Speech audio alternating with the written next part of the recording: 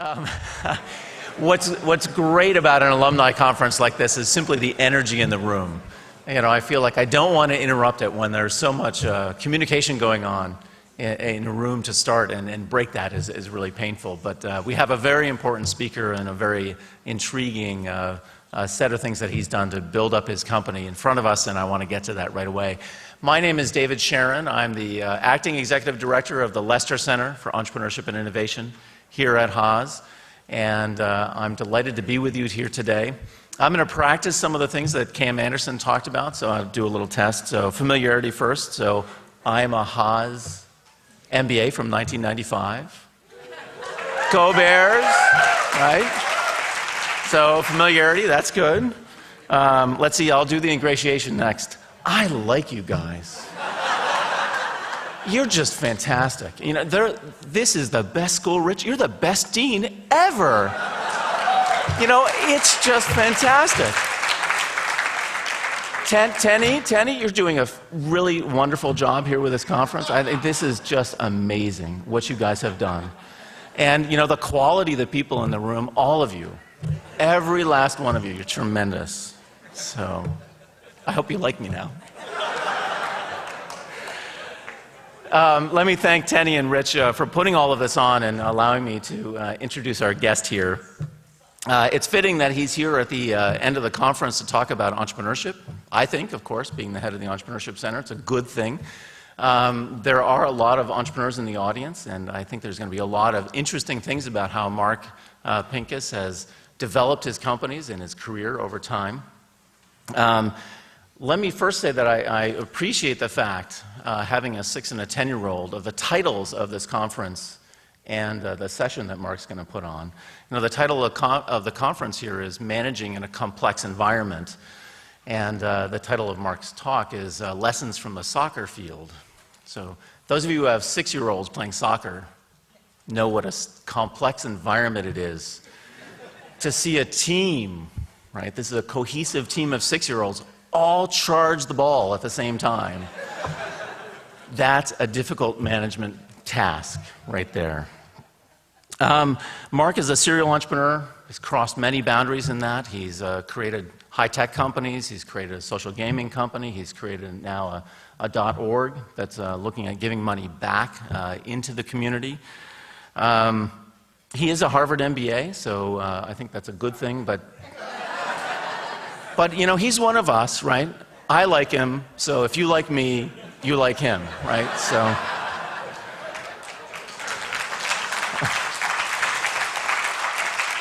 Please welcome Mark Pincus, CEO, founder of Zynga Network.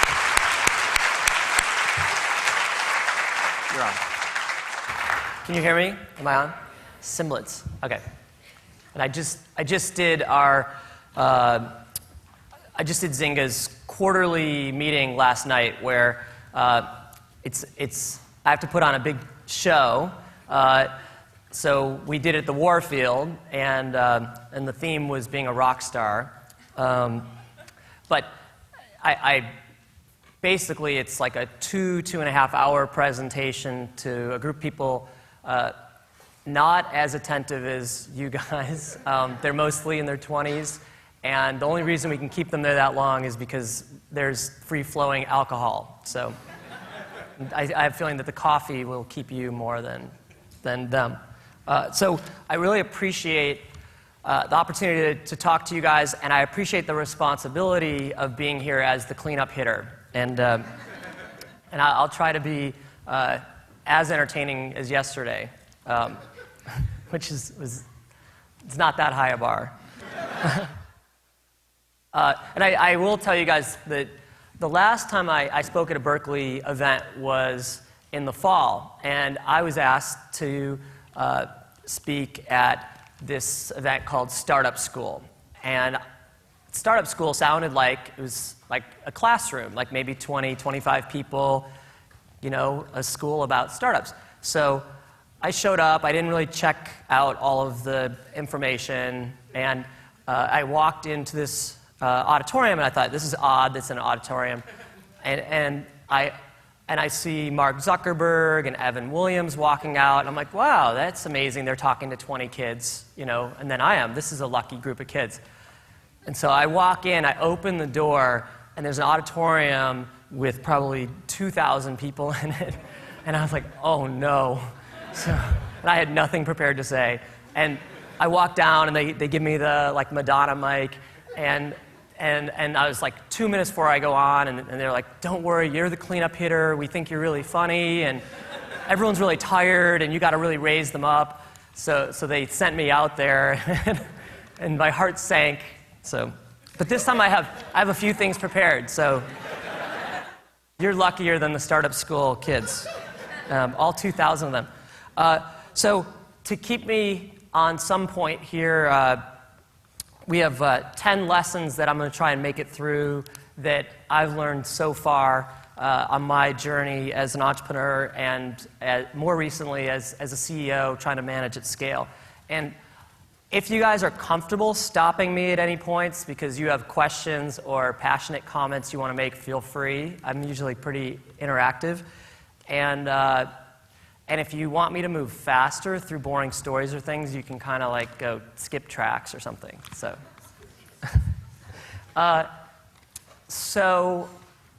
for me, the first lesson. Hi. You want to take the mic? My first lesson, like so many of us, was fail fast. And not necessarily fail often, but at least fail fast. But I also failed often. And I got out of, so at HBS, unlike at Berkeley, I love your community values about humility, confidence without attitude. They didn't teach that at Harvard. They said confidence and attitude. And you've heard at Harvard they teach you to be a CEO, and they don't teach you to wait. So you get out of HBS and you're like, I'm ready to be a CEO. Give me my CEO-ship. So I was no different, and I came out, you know, a little bit of a smartass, and went through quickly a series of careers. But I did, from the point I got out of business school, I had a passion for new media. And I had read a book. I didn't read many books when I was in business school. I mainly watched HBO and learned to play squash. But I read a book, I'm happy to say. It wasn't assigned either, which I'm proud of, by this guy, George Gilder, who in the 80s was a big thought leader for people into new media. And it was called the microcosm. And it was an idea that is very old today and obvious, but it was this idea that the prior 300 years was all about building out the physical world around us, but the next 300 years was going to be building out the world inside that you can't see, the microcosm. And that really hit home for me, and I just was like, that's the real estate that I want to bet on, and that's what I want to do. And so when I graduated from HBS, I was determined to go into new media. And also, I think if I had had that, before I went to interview, if I'd had that no attitude thing, I think I might have gotten more job offers. But I had no job offers when I graduated, and I was the only kid in my section to graduate without any job offer. So I don't know if I'm proud of that, but not saying that's any kind of formula to follow. But so I was lucky enough to get a job at TCI, the cable company, and that was my dream job. And in fact, all of my friends from school who were into new media were incredibly jealous of the job I got. And what's funny is I got paid half of what I made the year before I went to business school, and I didn't dare ask about equity because at cable companies, there was no sense of like middle management or corporate management, especially TCI. So you had the same benefits from a hole puncher, you know, who goes and installs your cable, up to someone in corporate development. So it was a good eye-opener. But it was my dream job because it was new media, and I got to start following my passion. And I didn't last that long there because there was a very strong-willed CEO, John Malone, and I think I thought wrongly that I would differentiate myself by really standing up on some points, and not a career-elevating move. And I think it reached, the writing was on the wall when he said, I don't need some wet behind the ears MBA telling me how to run my company. So I figured I'd move on to my next job. And I did a stint in venture capital that also didn't go so well, or followed a similar trajectory, but quickly realized that I should be an entrepreneur. And, but I do want to say, and I don't know if you guys can relate to this at all, but I hit this point when I was 29, and I thought, wow, I just made a bunch of wrong choices, and my career kind of went off the rails, and I'm washed up, and you know, I should have gone to Goldman Sachs. I should have answered better questions in their interviews, and I should have had some interests, which you need for Goldman Sachs. I didn't have a lot of, like, you know, cool other things to talk about. So I looked at my friends who were at McKinsey and Goldman and thought with envy that they had made the right choices. But the good news was, because I felt washed up, I didn't feel like I had a lot of opportunity cost in just going and trying to be an entrepreneur. I was like, what the hey, you know, got nothing to lose. My career's not going anywhere. And so around that time, the internet came around, and this was '94. And I got together with another guy, and we kind of put together a couple ideas, and we started this company, Freeloader. And we didn't really know how we'd ever get revenues. We just thought we shared a passion, though, for bringing some kind of service to consumers. And we were really turned on by the idea that with the internet, there was this chance that we could touch millions of consumers in a way that startups couldn't do before. And so we borrowed $250,000. Well, actually, before this is part of failing fast, I think. I shorted the 3 internet stocks. So if everyone knows what shorting is, it's betting that stocks are going to go down. And I was right in the long run, but it just took a few more years. But in the short run, I wasn't, and those stocks flew. And I had about $80,000 saved, and I lost all of it. So right when I was quitting my job, so it was a very tense time for me. And actually, the reason that we named the company Freeloader was I had a friend who'd been living on and off my couch for, at that point, like 8 or 9 years. And so he actually loaned me the original money that I needed to start the company. He loaned me about $30,000. And the one contingency was that I would give him a job. So he loaned me $30K, and I hired him for $22K. So that seemed like a good transaction for me. But so, you know, I talk to entrepreneurs all the time who will say, you know, I'm really working my business plan, and if I get investors, I'm going to go do it. And I always say, well, you know, maybe you'll get investors when you go do it. And so I think that was an important lesson early on, was to be more committed than the other people you ask to commit. So Freeloader, let's see if I'm on any of my, number 2, know your goals. So I started Freeloader with this goal of starting a company, finding a career as an entrepreneur. I just wanted to survive. On the one hand, I had this passion for the consumer services and internet, but on the other hand, I just, you know, I think for those of you, how many people here are entrepreneurs now?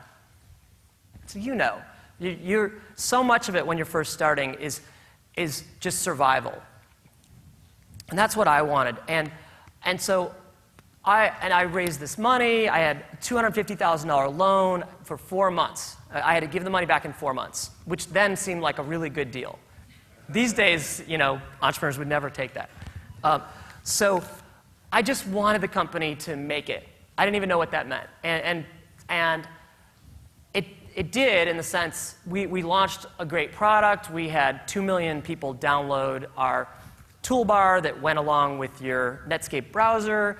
We thought we'd have ads one day in your screensaver. Maybe some of you remember Pointcast. They were bigger than us. But the company got bought after 7 months. And in fact, I also had these credit cards from Best Buy and Target that were 14 months interest-free. So that's also, and I still had 7 months left to pay those back at the point the company got bought. So that was a good deal, too, to finance.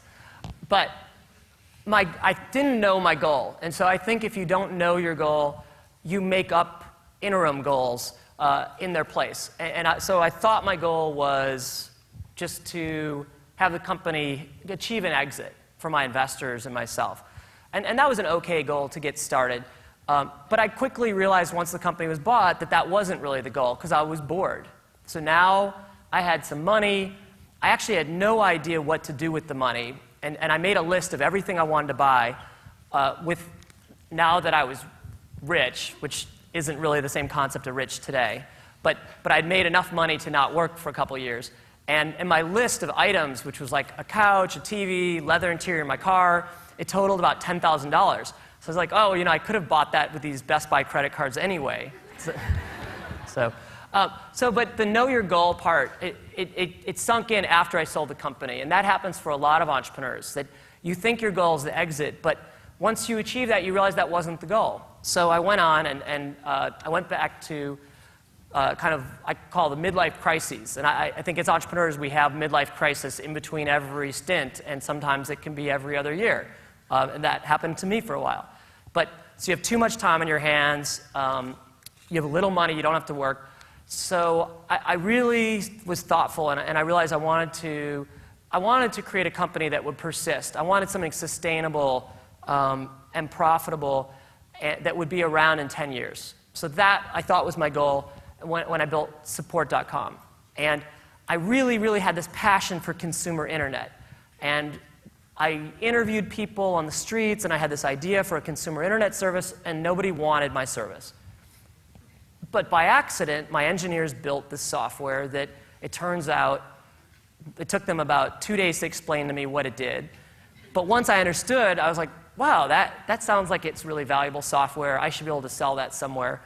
And so I spent 9 months figuring out where we could sell it, and I realized that we could turn that into an enterprise software company, support.com.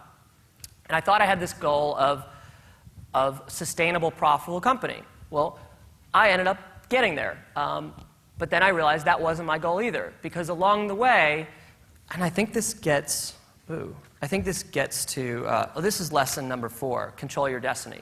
So along the way, I made so many compromises to get my company along, and we all do that too, that it wasn't my company anymore, and it wasn't my co-founder's company.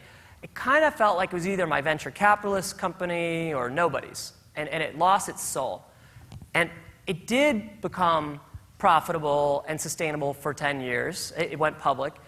But again, it was a hollow victory, and it didn't feel like what I was after. And just before it went public, and it was doing really well, my venture capitalist wanted me to hire someone else to be the CEO. And that's really tough. A lot of us go through that too. And so that gets back to control your destiny. I realized I didn't have control of the company, and it was better off to have one direction than a tug of war in 2 directions. So I went along with it and let them bring in a CEO. But I didn't last much longer after that. And it wasn't fun for me, and it stopped entrepreneuring, and it became this other corporate thing that I wasn't proud of anymore. And I went back to my midlife crisis and went back to try to figure out what my goals were. Oh, and lesson 3, that you want to pick a macro that you really believe in. And I think that's when my career as an entrepreneur really started. So for me, it was in the summer of '02 and the winter of '02, going into '03, and I reconnected with what I really cared about, which was this consumer new media thing. And that's a time that nobody liked consumer internet. Even the mention of it, they didn't like. It was like nuclear winter, right? And I went in and I said, I'm going to go after consumer internet opportunity, and I got really excited about social media. And I went into a few VC firms and talked to them about it, and I pretty much got kicked out. I mean, they were still working their way through all of the problems that they were left over from the dot-com thing, and here's some guy trying to sell them again, we don't want it. But I realized that that was my goal, and I realize now that what I wanted to build was what John Doerr and my friend Bing Gordon call an internet treasure.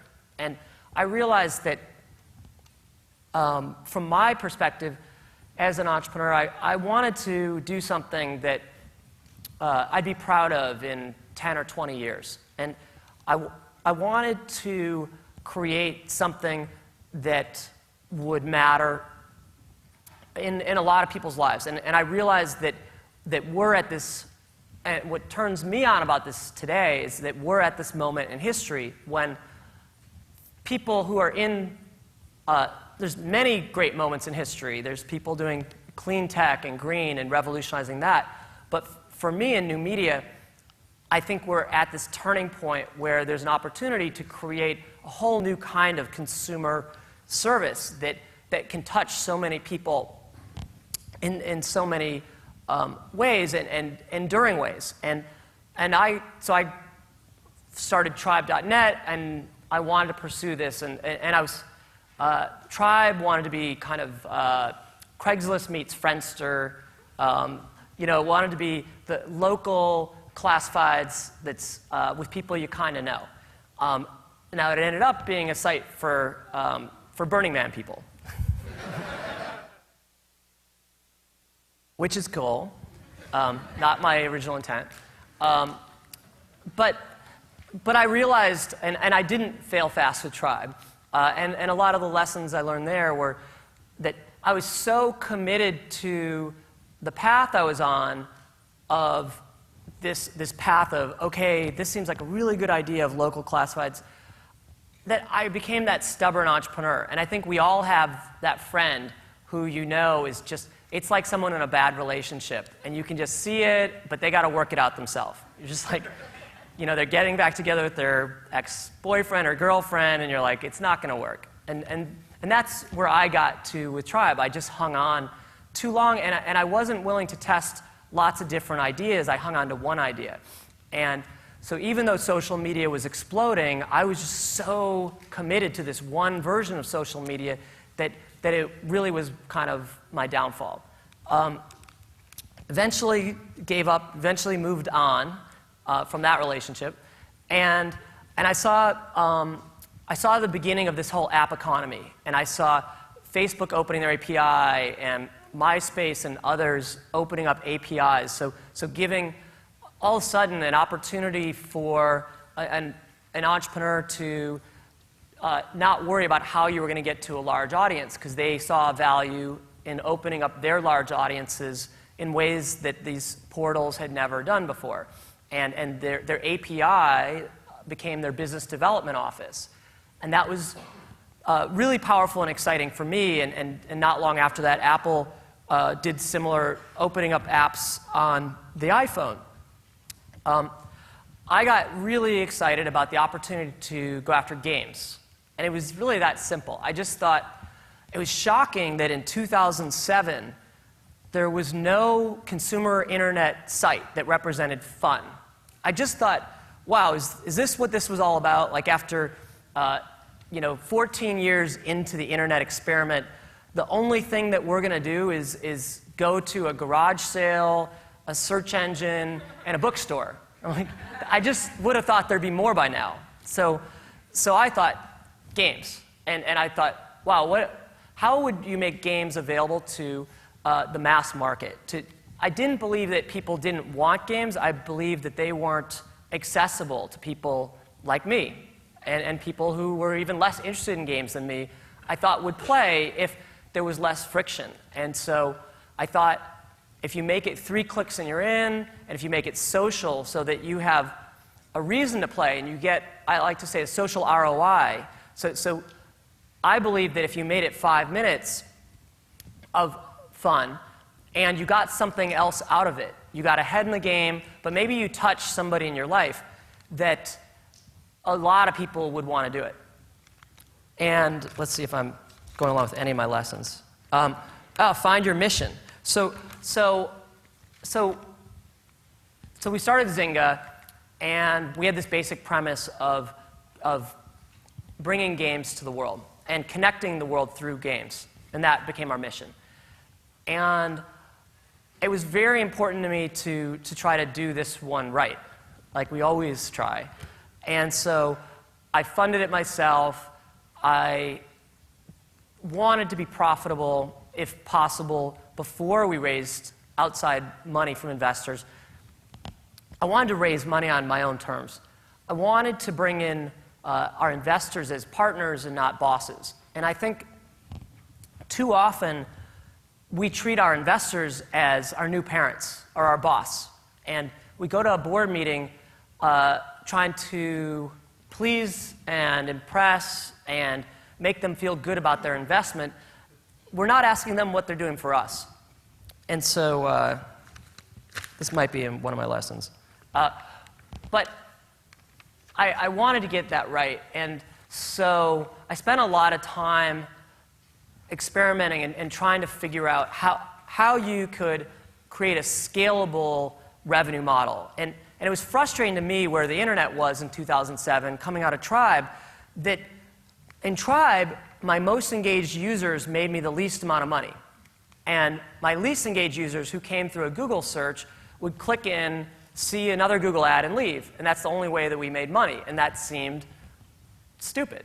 So I wanted to have a model where I could serve the most engaged users. I should be driven to drive the most value for the people who are spending the most time and seeing the most value. And so that got me to the virtual goods model. And the idea was that, and this has been the premise of my product plan, and I'm the head of product, which I think CEOs of consumer internet companies ought to be. The premise of our whole product development strategy has been to try to go after what I call bold beats. And that's try to come up with features that excite and ignite the users. They should feel like it's a new episode of Lost. You know, they should feel like there's one watcher of Lost. Right? I'm addicted to Lost. They should feel like, you know, the day that you found out what was in the hatch. You know, it should feel like a big emotional moment. But in a 5-minute format instead of a half-hour or an hour format. But if we can deliver that experience for people, then we could get other value. So they could have a social motivation to have their friends there with them, and that could be the way that we grow virally instead of through ads. They might see enough there that they would spend money in the games. And the idea from the beginning was maybe initially 1 or 2% of our users, but eventually 10% would see enough value that they would actually spend money. And I was interviewed on Wednesday by a guy from CNBC Power Lunch, and he said, let me get this straight. A bunch of people are playing your games, and they're actually spending real money for virtual goods that never get delivered to their house. And I said, you've obviously never played social games. I mean, but you know, the reason why that's rational for our users is I think people make a lot of trade-offs. And we all have such limited time, you know, and I have about 20 minutes. So we all have such limited time. And I came to this realization because I got addicted to this game, Rise of Nations. And I was playing it for hours and hours and hours, and there's a few people who know it. And I got online and started playing against all these kids, and they would just smack me down. And I would just try so hard to like get my villages powered up and research nuclear weapons. And I literally would be like throwing spears, and they would be coming in with tanks and nukes in 12 minutes into a game. Ed knows what I mean. And I spent so many hours that I thought I would pay thousands of dollars, right? Thousands of dollars if I could just jump ahead and smack down these kids. And there was no doubt. And that was the beginning of the seed of maybe other people feel the same way. And I thought, we get addicted, we get into a game, and we don't always consciously make the trade-off. I saw my dad, who's a retired guy, a lot more time on his hands, but he would go and get on the phone with Dell customer support for his computer every week for like 2 hours. And I was like, even retired, not the best use of your time. I mean, you could pay a guy, you could pay someone probably $15 an hour to do that for you, at least sit on hold. I mean, so, but somehow he's not making that trade-off. But maybe it's Dell's fault. Maybe they should offer him a way to pay for that time. You know, one of your values is to question everything. So that was the nucleus of my thinking about virtual goods. And I thought, let's try that. Let's test it. And one of my lessons here is to be metric-driven. And I didn't learn that at Tribe, but in this version of the consumer internet, we can be. And in everything we're doing, I think we can be metric-driven. And so we tested everything at our company. In fact, we invested early on in an entire software platform for testing, for flow testing. We built data warehousing. We tracked every click so that we could make sure that the features we built were firing on target, so that we would never waste more than a week on a feature that a user didn't want. And I've taken some criticism from the game industry for being so metric-driven.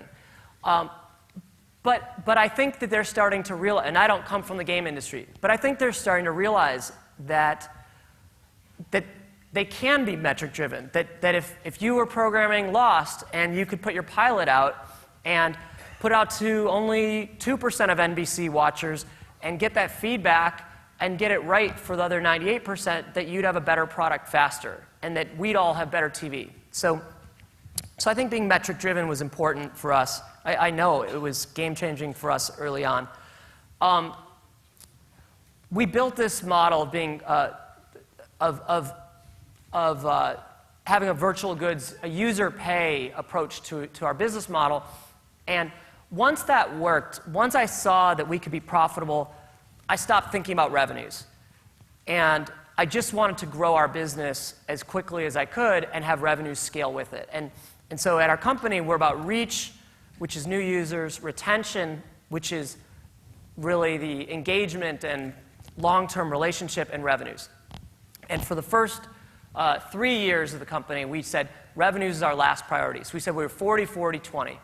And it's hard to get profitable, but once you are, if you're in a growth market, it's not the time, in my opinion, to go after maximizing revenues. And in a software company or software-based company, it's always a trade-off with your engineers. So the next chapter for me at Zynga was once we found a scalable revenue opportunity and we realized that we could also take this approach to games, that we could quickly grow a bunch of games and an audience, we had to massively grow the company, the employee base. And being an entrepreneur, you know, I could manage, I like to say, 50 people through the strength of personality. And I had literally, and Allie remembers, my wife is here, who I should mention is a Berkeley grad.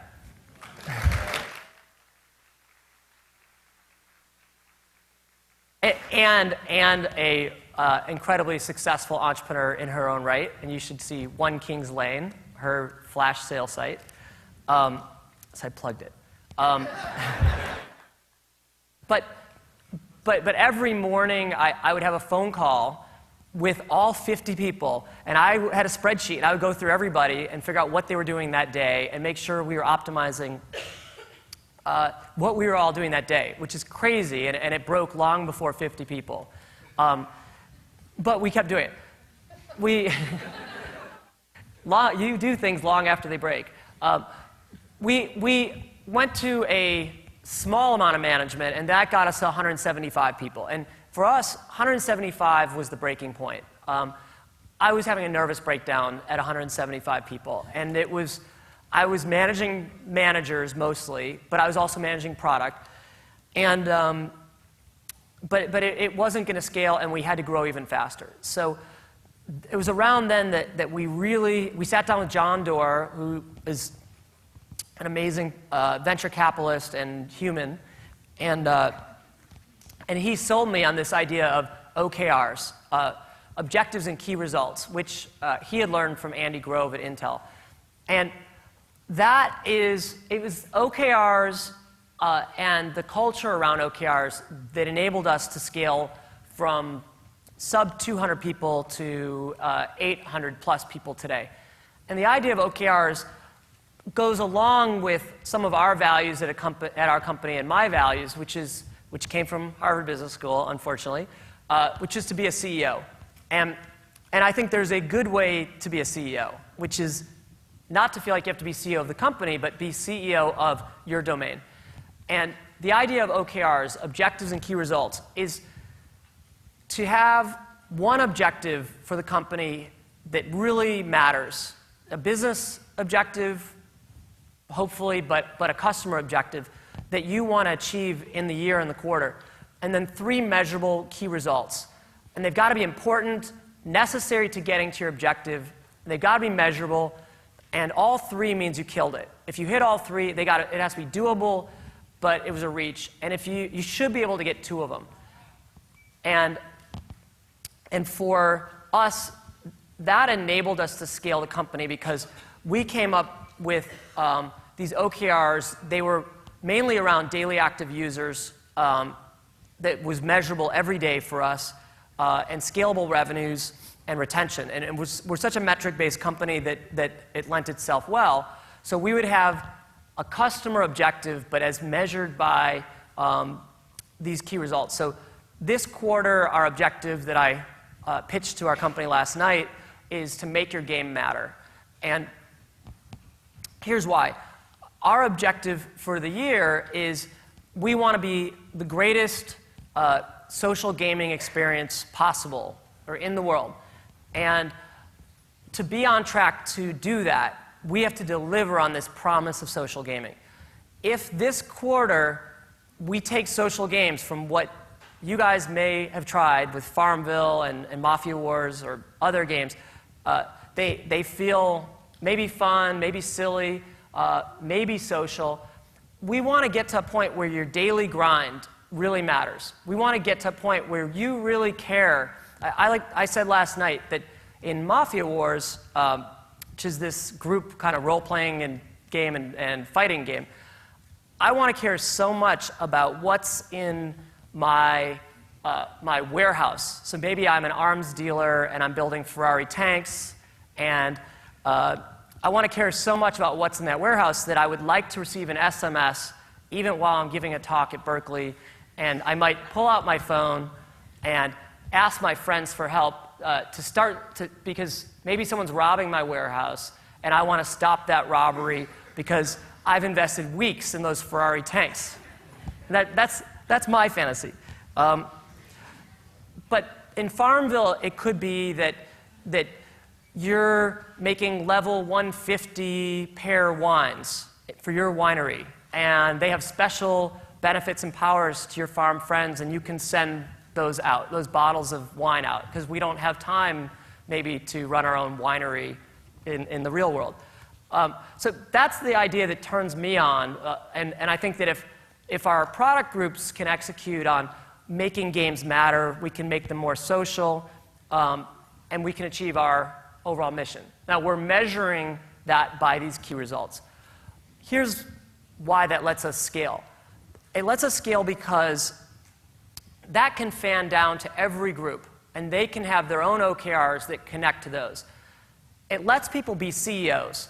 And we're a very young company, and we have, and I was saying to David before we came in, that we have this goal of the company to level up 60% of our workforce a year. And we're growing so fast that we need to. So every quarter, 15% of our employees, hopefully, have taken on a greater role and responsibility. We have leveled up some people very, very fast before maybe they've learned all the management skills that you guys have learned.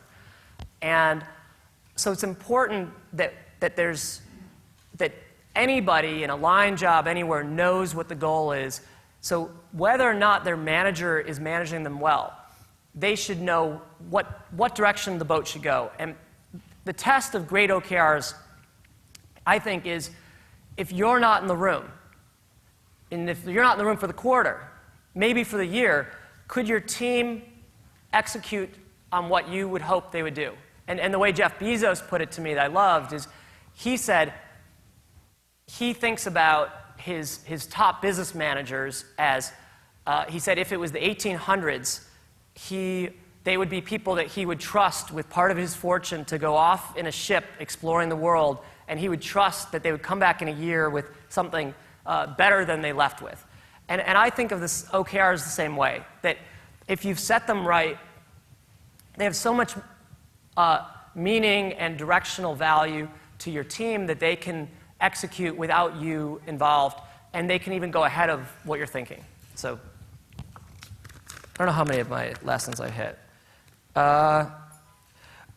Know your values. So we realized at about 175 people that we really needed, as a community, just like they do here at Berkeley, we needed to have values that could define our community and that we could hold ourselves accountable to. And it's really helped, because how do you maintain your culture as your company is growing so fast? It really helps to have values on the wall and really have teeth in them and meaning. And ours are things like, make sure that you're building games that you want to play, right? Because so often you don't connect with the product anymore and you think it's not for you, and we need a way to keep, bless you, to keep people connected to the product. Be a meritocracy, be a CEO, own your outcomes. I mean, all those things were important, and that's a way to remind the company about them. I also wanted to talk about, somewhere in here, I wanted to talk about Zynga.org that David mentioned before. So we struggled with, so our company was starting to make a lot of revenues and profits, and we struggled with how do we come up with a way to, not just to give back, but how do we construct something that makes our involvement with the worldwide communities, our missions connecting the world through games, can we all come up with something that can be an equal mission to that to take give our daily grinds meaning. So we really wanted to, and I've had a dream as an entrepreneur to have this virtuous cycle of working on a product that actually on its own could do good in the world, and that could come back and enhance the product.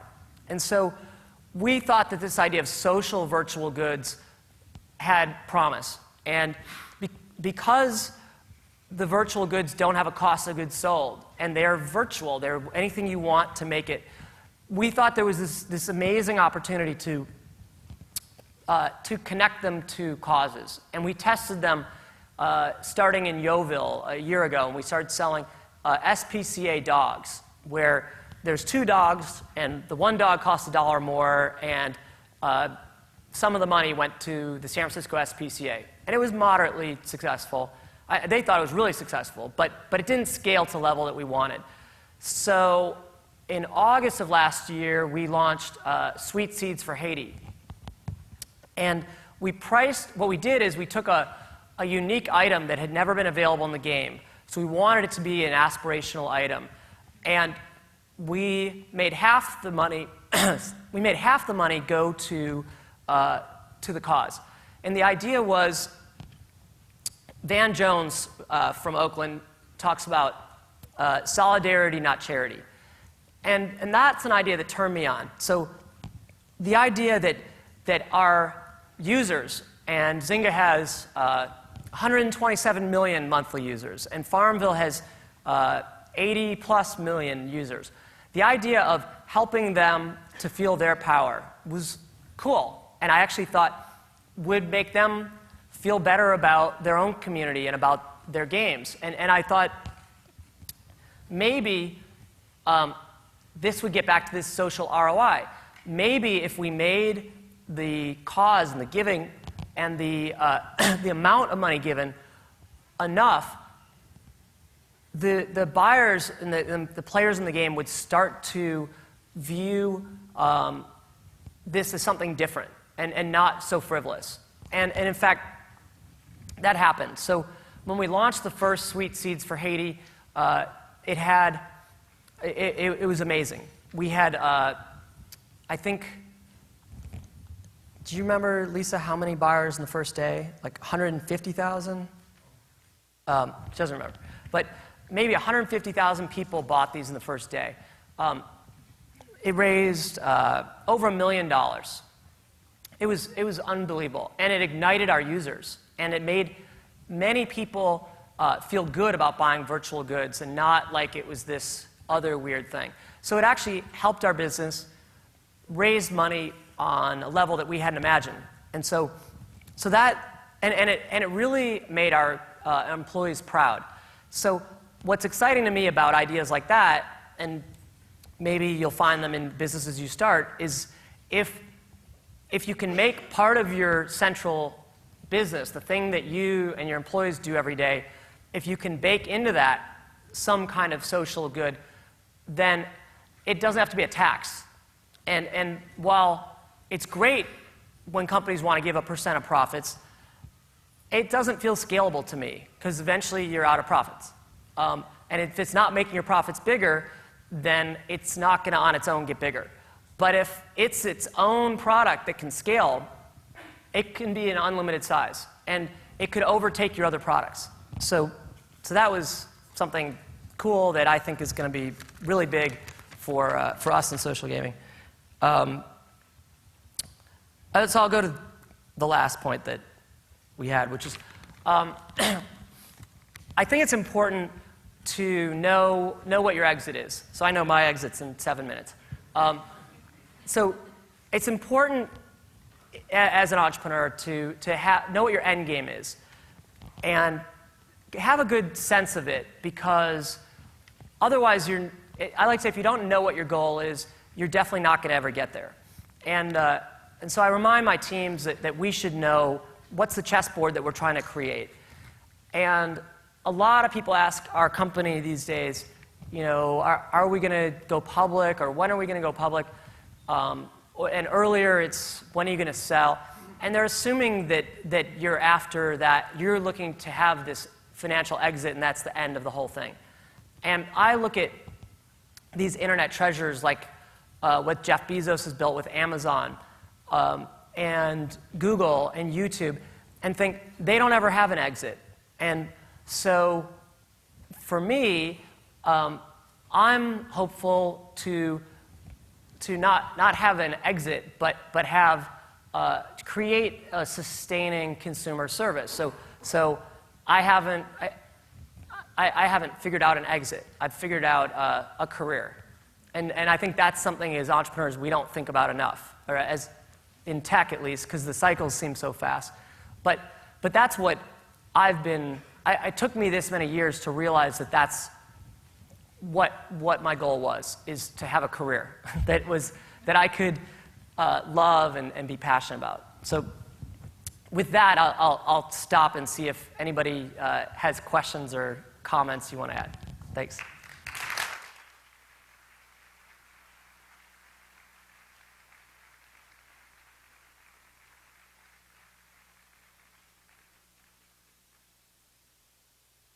Yeah. I'll repeat your question if you want. Okay. Or I can just speak loud. In terms of your growth goals for the company and being the chief product executive, how do you make trade-offs between what you call bold features for your existing products versus expanding your communities by bringing in new game products? So the question is, how do we decide between building new features for existing games, bold beats, or new games? And that's just so tough, and I think it's true probably for someone who's a TV executive at NBC too. Should you invest in another year of Seinfeld, or is it jump the shark or done? And usually your users let you know, but hopefully you figure it out close to the same time they do. I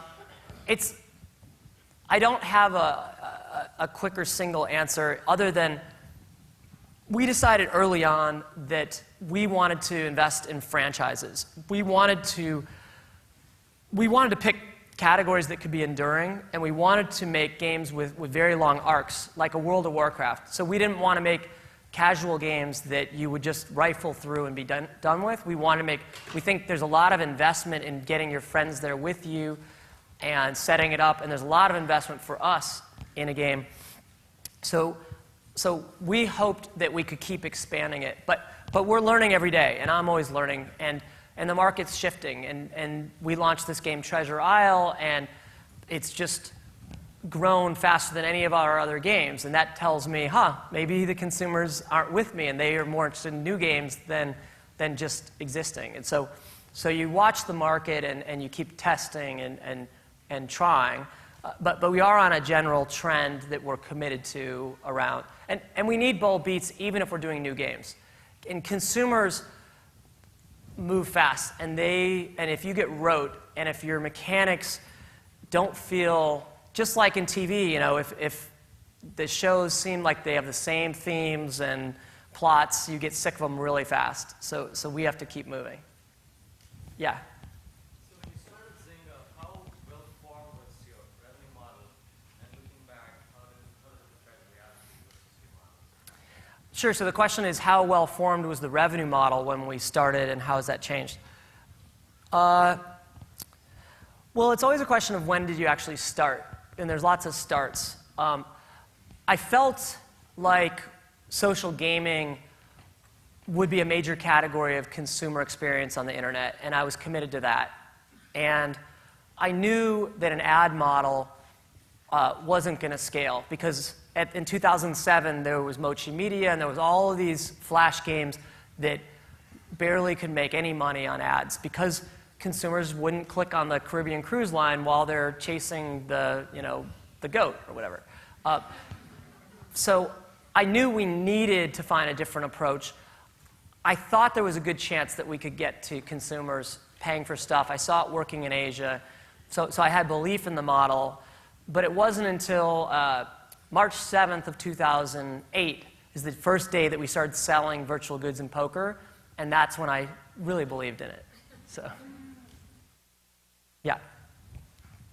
What do you consider your biggest risk and your challenges as an entrepreneur to continue to grow the company? I'd say my biggest challenge, and this is me pandering to the theme of the conference, which I'm happy to say I read, more than I could say for startup school. It's not just managing in this amount of complexity, which is mind-boggling. It's the amount of uncertainty. And at every point in growing our company, it sometimes felt like you're on a four-story high unicycle. Because at every point, there was so much uncertainty going forward. We've been on so many platforms. We've been on Bebo. We've been on MySpace. We've been on iPhones, Yahoo, Facebook. And the platforms have come and gone. And there was a time when our whole business was MySpace. There was a time when our whole business was Facebook. And it declined as Facebook changed the opportunities. And then it became all MySpace. And then MySpace declined. And throughout that, I've had to continue to invest in our product and our company. And that's just hard. And it's hard, I think, for all of us as entrepreneurs to invest confidently against so much uncertainty. And it just gets, and the stakes get bigger and bigger, and the numbers get bigger and bigger. And now we're investing things, tens and tens of millions of dollars in data centers. And it's, and 800, 900 employees and growing. So that's hard. Now, the good news is that there's something going on, that there is a consumer trend, and you kind of are like, is it going to be there tomorrow? Are all these users going to come? Are more going to come? And they do, and they come in one place or another. And so the hard part is how do you sleep at night and make those bets? And I don't I know to make the bets, but not to sleep. Yeah. Last question. Okay. Got two separate questions. When you're trying to get some social meaning out of the products you're doing, and have you tried, on one hand, you could look at the people trying to make games educational, and you also look at making games that will improve the brand. Improve what? Improve the brand. The brand. The brain. Okay. So the question. So the question is. Go ahead. When you're thinking about, you're grasping with making products that have a social benefit, do you try to also look at Okay. deeper benefits from playing So the question is. into your game? So the question is, as we're designing games, how much do we think about, and we're trying to have a social benefit, how much do we think about the games being educational or having other social benefits? And this is speaking week for me, so I did a speech on Tuesday, and I got the question from a woman who's involved in the Stanford Health Program, and she said, why haven't you done a game about healthcare, and why don't you want to do a game that makes people care about healthcare? And they're great questions. My take on it is people don't, we wish everyone watched PBS, but they don't watch it. They want to watch Lost. I do. Or some show I heard about called Glee. Now, that doesn't mean that Lost can't be educational. And in fact, the makers of Lost are addicted to puzzles and games. And so if you look at the mechanics in Lost, they're always putting brain teasers in the game. Our job is to give people games that will entertain them and will give them what I call a social ROI. So we already have a mission that they need to get something out of that game more than entertainment. And we think about it as a way to enhance your relationship. We think about it as more a way, and gifting is so big in our games.